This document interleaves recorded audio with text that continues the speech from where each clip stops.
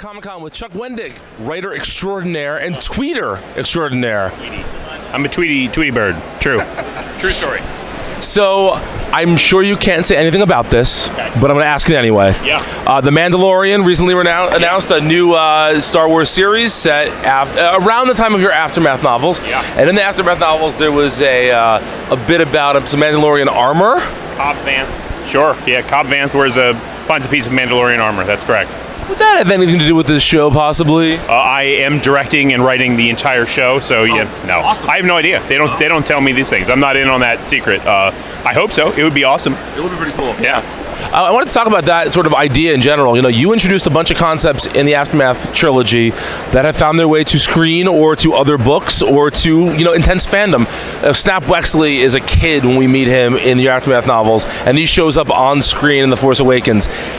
As a writer, how cool is that to see a character that originated in your book show up on screen?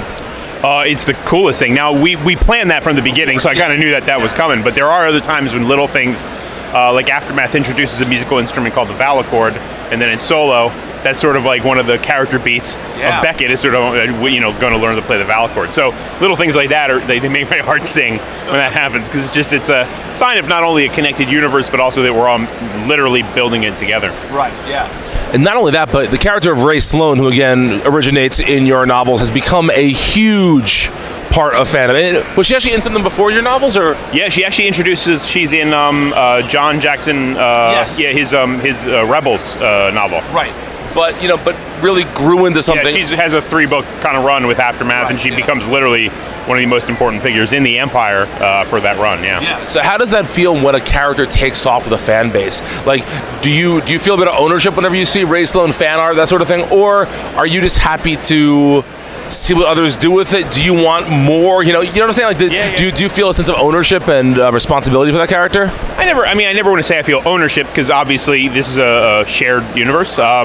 But I'm definitely happy to have been a part of that story, and that people responded well to it and want to carry her story forward, whether it's just through cosplay or art, or whether they literally want more books with her. And I certainly want more books with her, whether I write them or not.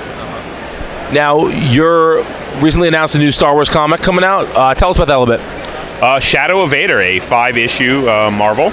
As Charles Soule's Darth Vader wraps up, we're coming out with this 5-issue thing, which is sort of 5 different stories that tell 5 different character tales about people who are affected in some way by Darth Vader. He leaves a very figurative and literal shadow, and so it's about people who have had to live in that shadow and have dealt with him in some way. So some people become obsessed with him, some have sort of PTSD from meeting him. In one case, it's sort of a riff on Friday the 13th as he hunts the teenage children of senators down at a sort of a summer camp. So yeah, we had a lot of fun with it, and it's kind of a neat way to tell a story. Have the artists been announced for that yet? No, I think the first issue is going to be Juan and Ramirez, but I don't think we know anything else beyond that. Yeah.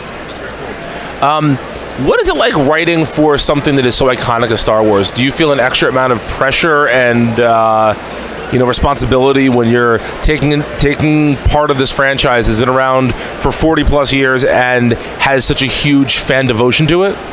I don't feel a ton of pressure in the sense of like stress, just because this stuff's been knocking around my head for 40 years. It's honestly quite relieving to be able to spigot some of it out. But I mean, I definitely feel responsibility. I definitely feel like my voice, while it has to be my own, and I still want the stories to feel like stories that I wrote, I also want them to fit organically in with the legacy of Star Wars and the future of Star Wars. So I definitely feel that responsibility, sure. You have another book coming out for Del Rey next year. Tell us about that. Wanderers. Yeah, Wanderers drops in July of 2019. And it's like the manuscript is I think 1,200 pages. So it gives you a sense of how large this book's going to be. It's kind of like a weird epic sci-fi horror love baby of Stephen King and Michael Crichton. So it should be hopefully good. Yeah. Fingers crossed. You said July for that? July, yep. Very cool.